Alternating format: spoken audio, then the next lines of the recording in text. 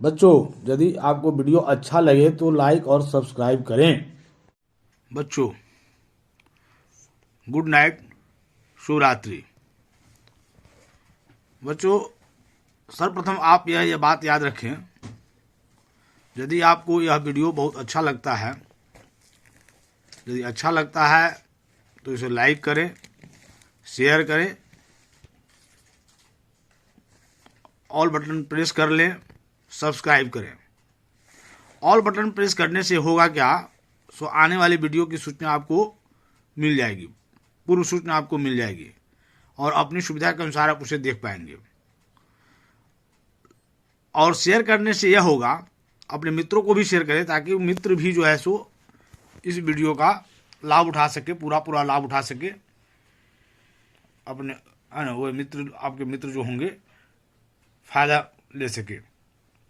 अब चलिए, medieval history का इमरजेंस ऑफ इंडिपेंडेंट स्टेट्स, इस पर यह दूसरा वीडियो बन रहा है। हमने पिछले वीडियो में बंगाल तक पढ़ा है, अब हम अवध से पढ़ेंगे। देखिए, अब यहां पढ़िए, देखिए, Saadat Khan led the foundation of a kingdom in the province of Awadh. मतलब सादत खान ने अवध प्रांत के साम्राज्य का स्थापना किया। When the Mughal Emperor Muhammad Shah appointed him as the governor of Awadh in 1722 CE। जब मुगल एम्पेयर मतलब सादत खान जब अवध की स्थापना किए, अवध साम्राज्य के प्रांत की स्थापना किए, तो उस समय मुगल साम्राज्य मोहम्मद शाह थे। मुगल सम्राट जो थे मोहम्मद शाह थे। मोहम्मद शाह ने उन्हें 1722 ईस्वी में अवध का गवर्नर बनाया था, नियुक्त किया था। He control the opposition by zamindars and reform the revenue system to protect the peasants from the zamindars. उन्होंने जमींदार के विरोध को नियंत्रित किया तथा जमींदार से किसानों को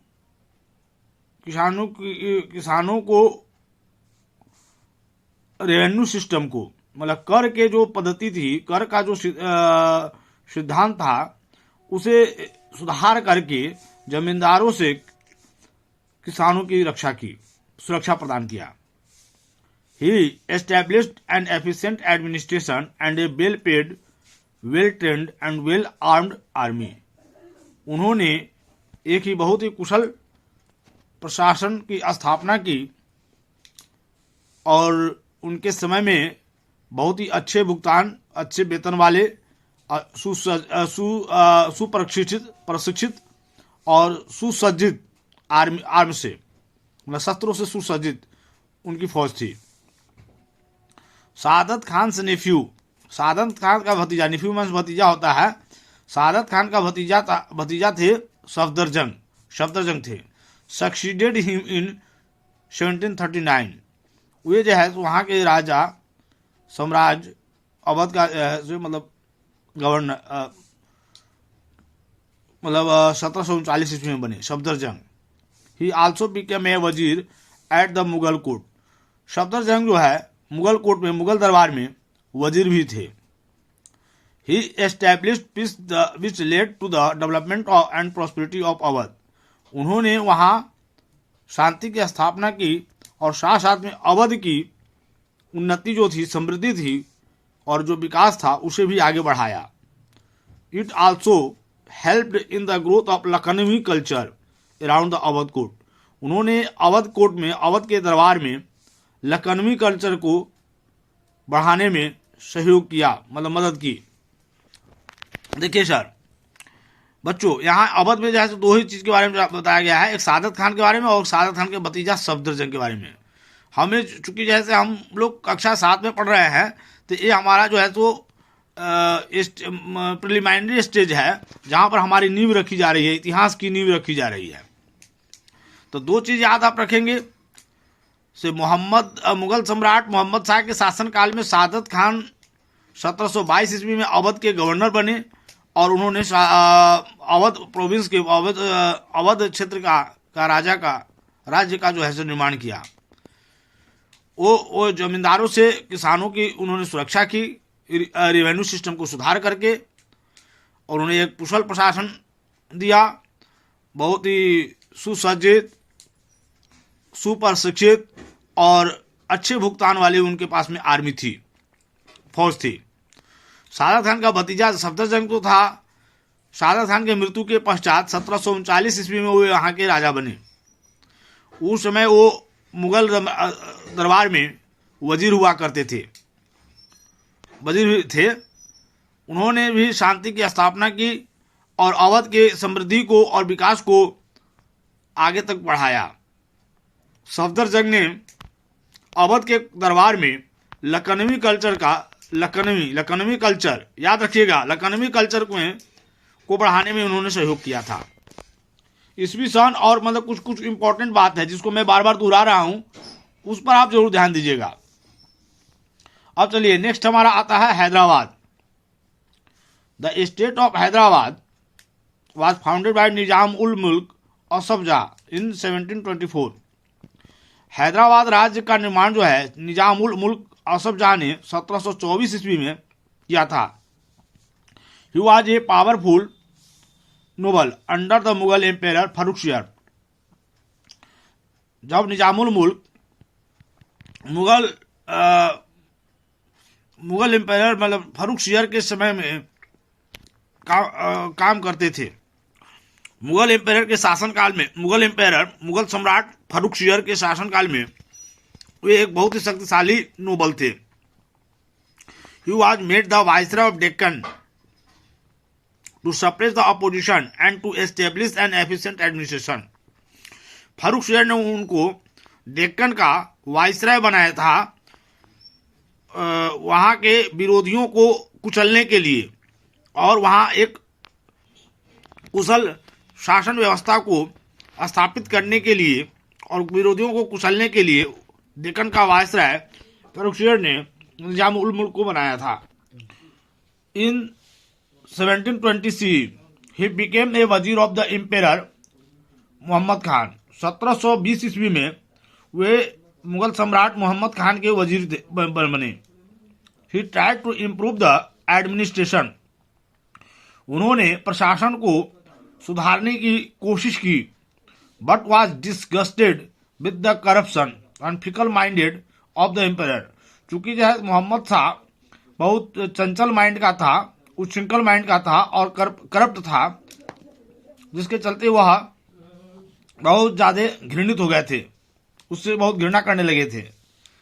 ही decided to go back to Deccan. वह जैसे उन्होंने निर्णय लिया कि हम फिर पुनः जैसे डेक्कन की तरफ लौट जाएं। And let the foundation of Hyderabad, और उन्होंने वहां हैदराबाद स्टेट का नींव डाली, यह स्थापना की। But never openly declared his independence from the Mughal rule. लेकिन उन्होंने कभी भी खुले रूप से यह घोषित नहीं किया कि वह मुगल रूलर से अलग है, मुगल जो शासक थे उनसे स्वतंत्र है। ऐसा उन्होंने कभी भी खुले रूप से कभी भी मुगल एम्पायर से अपने आप को स्वतंत्र नहीं किया। He suppressed the revolts of zamindars. उन्होंने जमींदारों के विद्रोह को दबा दिया, कुचल दिया। And put an end to the corruption in the revenue system. और कर पद्धति में जो भ्रष्टाचार था उसे भी समाप्त कर दिया। But after his death in 1748 सी 1748 ईस्वी में मोहम्मद निजामुल मुल्क असफ जाह की मृत्यु हो गई, जिन्होंने हैदराबाद स्टेट की स्थापना की थी। उनके मृत्यु के पश्चात disturbance started in Hyderabad again. पुनः जो है हैदराबाद में डिस्टर्ब होना, वहां बाधाएं जो है से प्रारंभ हो गई, विघ्न बाधाएं जैसे आरंभ हो गई। The states of Bengal, Awadh and Hyderabad never openly asserted their independence, even though they had established independent kingdoms. बच्चों यहाँ पर ध्यान देने की बात है, बंगाल, अवध और हैदराबाद ये तीन ऐसे स्टेट थे, इंडिपेंडेंट स्टेट थे, जहां इंडिपेंडेंट किंगडम तो था, लेकिन उन्होंने कभी भी अपने आप को खुले रूप से अपने आप को स्वतंत्र स्वीकार नहीं किया। खुले रूप से अपने आप को स्वतंत्र स्वीकार नहीं किया, इंडिपेंडेंट स्वीकार नहीं किया। मतलब इंडिपेंडेंट माने स्वतंत्र, किसी का कब्जा उसके ऊपर ना हो। They continue to please the empire by sending tributes or by helping him in the time of need. उन्होंने जो है सम्राट को खुश करने के लिए बराबर जो है चंदा राशि, ट्रिब्यूट, कुछ न कुछ जो है दान राशि दिया करते थे। चाहे जब भी उसकी जरूरत होती थी, सम्राट को जब भी पैसों की जरूरत होती थी या किसी प्रकार की जरूरत होती थी, उस जरूरत में जो है उन्होंने जो है उनका सहयोग रखना जारी रखा। But there were other states that openly asserted their independence from the Mughal empire. लेकिन कुछ ऐसे भी स्टेट उस समय हुए थे जिन्होंने एकदम खुले रूप से अपने आप को मुगल एम्पायर से, मुगल साम्राज्य से जो है सो अपने आप को स्वतंत्र घोषित कर लिया, स्वीकार कर लिया। मुगल एम्पायर से अपने आप को स्वतंत्र स्वीकार करने वालों में से सिख, मराठा और राजपूत, ये तीन नाम जो है तो बहुत ही फेमस है, सिख, मराठा और राजपूत। बच्चों, हम इस वीडियो में अवध और हैदराबाद के बारे में पढ़ा। हैदराबाद में निजामुल मुल्क असफ जा, जिन्होंने 1724 ईस्वी में हैदराबाद की नींव रखी थी, उनका नाम बड़े आदर से लिया जाता है और उन्होंने बहुत ही अच्छा प्रशासन व्यवस्था वहां कायम रखी। उनके मृत्यु के पश्चात हैदराबाद में पुनः जैसे विघ्न बाधाएं प्रारंभ हो गई। तो एक बात ध्यान रखिएगा, बंगाल, अवध और हैदराबाद ये तीन स्टेट है जो स्वतंत्र साम्राज्य थे, लेकिन मुगल एम्पायर से अपने आप को स्वतंत्र घोषित नहीं किए, स्वीकार नहीं किए। और यहाँ पर सिख, मराठा और राजपूत तीन ऐसे स्टेट हैं जिन्होंने अपने को मुगल एम्पायर से ओपनली जैसे खुले रूप से अपने आप को स्वतंत्र घोषित किया था।